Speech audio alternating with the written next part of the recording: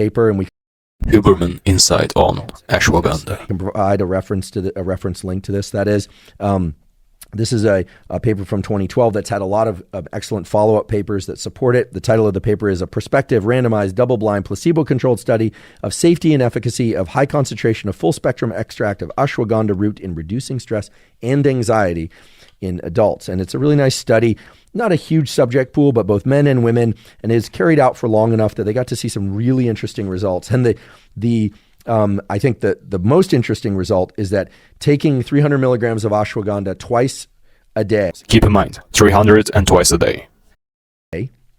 Led to just enormous changes in serum cortisol. The statistical significance that they observed in the study was really fantastic. Fantastically high statistical significance. They saw these effects of ashwagandha on day 15, having initiated the ashwagandha consumption on day 1, of course, day 30 and day 45. And again, this was dramatic reductions in stress as perceived by people, so subjective stress, and cortisol levels. So ashwagandha is very potent at reducing cortisol. How would you recapitulate this if you wanted to use ashwagandha to buffer stress? Well, a couple of key points. I mentioned earlier that you want your cortisol peak to come earlier in the day. Therefore, you would not want to buffer cortisol early in the day. In fact, cortisol peaking early in the day provides an anti-inflammatory, immune-supporting, focus and mood-supporting effect all day long. So I would recommend that people take their first dose of ashwagandha of anywhere from 250 to 300 milligrams sometime in the early afternoon, and then again in the evening, as opposed to taking a morning dose and an afternoon dose. Also, if you're somebody who's exercising for sake of trying to induce adaptations like hypertrophy, the growth of muscles, or strength, or improve your endurance in any way, muscular endurance or more traditional cardiovascular endurance, then I recommend that you not take your ashwagandha prior to exercise, because part of the adaptation response is triggered by increases in Exercise is a form of stress. Take it while not exercising. cortisol during exercise, sort of in the same way that some of the best adaptations to exercise are reductions in blood pressure and resting heart rate.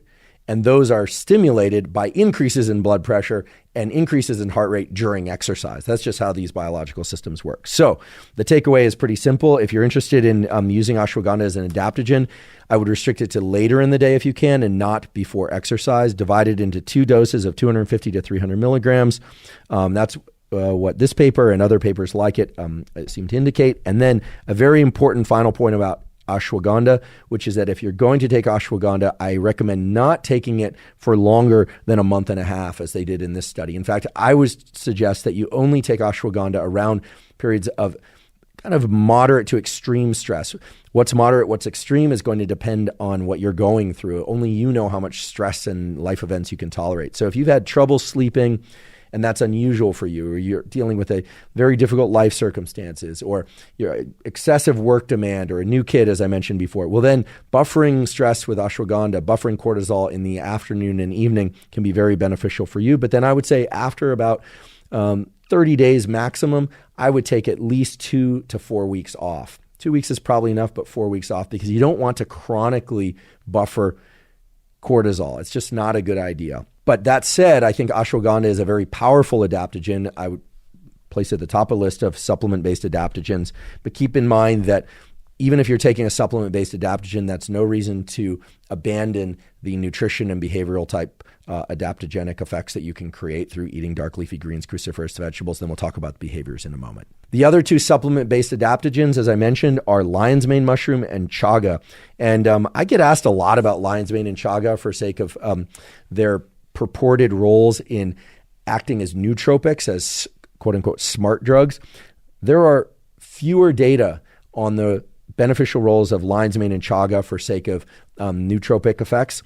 We'll do an entire episode on nootropics at some point, but there have been a few studies showing that lion's mane supplementation and chaga supplementation can improve memory and maybe even divergent thinking associated with creativity and things of that sort. Again, these are not psychedelic mushrooms. That said, there are good data showing that 1,000 milligrams, that is 1 gram of lion's mane per day, these we'll talk about the and or portion in a moment, and or chaga mushroom at 500 to 1500 milligrams per day.